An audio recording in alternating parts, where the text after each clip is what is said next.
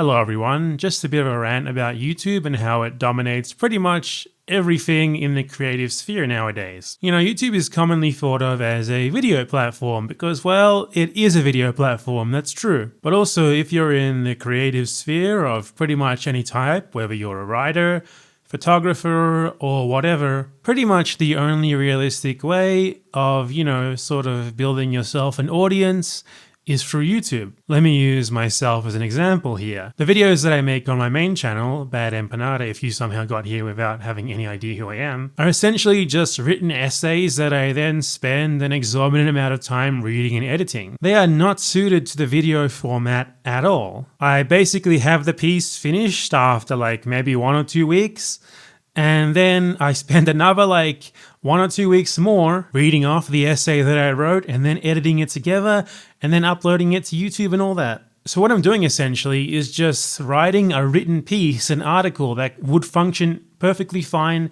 as a written article, and adding 2 extra steps to it that make it take more than double the time to finish. So for me, making videos is illogical, impractical. I could produce more than double what I do right now if I just wrote and then, put that up as it was written. And it's not just more inefficient for me, it's also more inefficient for the people who are reading it or watching it. In general, reading is much more efficient than watching the same thing in a video. It's also much easier for you to skim it, for you to get to the parts that interest you the most faster, etc. While pretty much everything that you would think is an advantage that's offered by the video format, like, for example, playing clips of other people or whatever when you need to, quoting people and all that, well, you can also do that in writing. You just write down what they said, or you could even embed the video of them saying it. It just doesn't make any sense for me to be making videos, but here I am doing it anyway.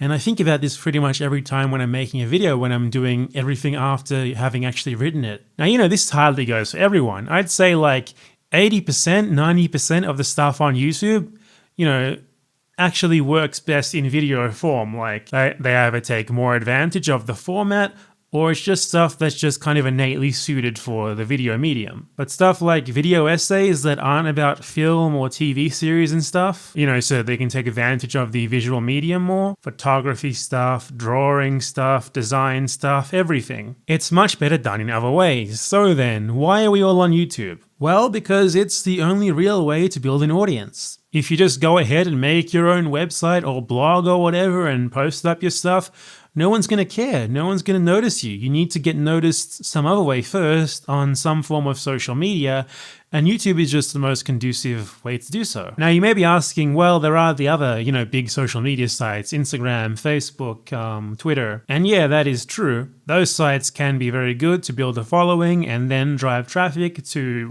whatever else you have. But the thing is, on YouTube, you're not building up a following so that you can send them somewhere else. You're building up a following, for your YouTube. It's much more intuitive. And if you're sending people somewhere else, you're doubtlessly going to be losing a lot of them. For example, if I transitioned into just writing articles and, directed people from my YouTube to there, instead of uploading videos, I'm sure that a lot of my subscribers would go and read them.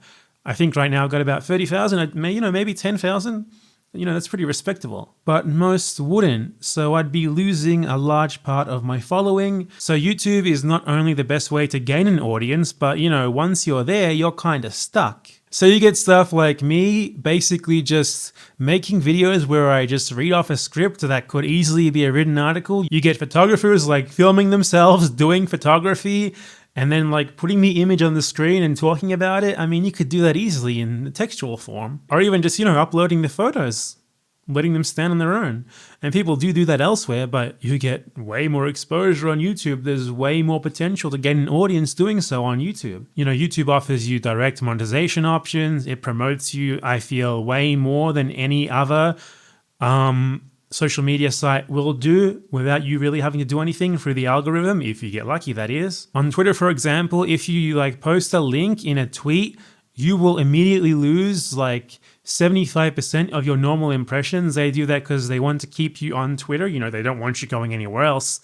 So the odds are stacked against you from the very beginning if you're trying to direct people to your own website so that they can actually, be on your platform where you can actually earn some money, because you can't earn money through Twitter, at least not directly. You have to monetize it yourself in some way. And I'm sure we all know, the Instagram influencer. Well, that whole thing exists because you can't make money off Instagram, at least directly. You have to find a way to monetize your following another way if you want to make a living off it, whatever you do on it, whether it's photography or whatever.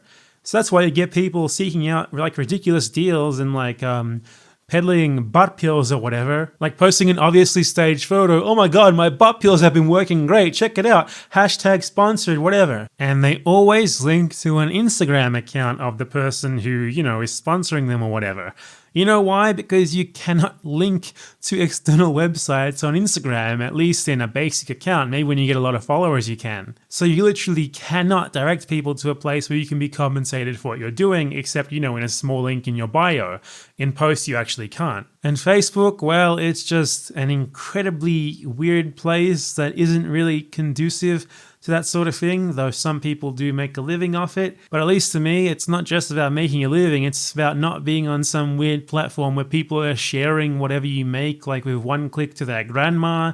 It just doesn't really feel conducive. So yeah, it doesn't matter what you do, YouTube dominates everything. YouTube has monopolized not just videos, but basically every other creative medium as well has been integrated into YouTube, just not like in a way that you would notice it directly. It's not that obvious until you really think about what you're watching and think, does this need to be a video? In my case, and in the case of many others, no. But them's the breaks, and that's what we gotta do, otherwise no one would ever look at what we make. Anyway, those are just some thoughts that I had, especially working on my current video, which should just be a written piece. After spending 3 days recording the voiceover, like hurting my throat and stuff, I couldn't talk at the end of every single one of those sessions. Anyway, don't worry, I'm gonna keep making videos because that's what works. I'm not transitioning to anything else. Just wanted to talk about this because I don't know, came to me, thought it was interesting. So yeah, see ya!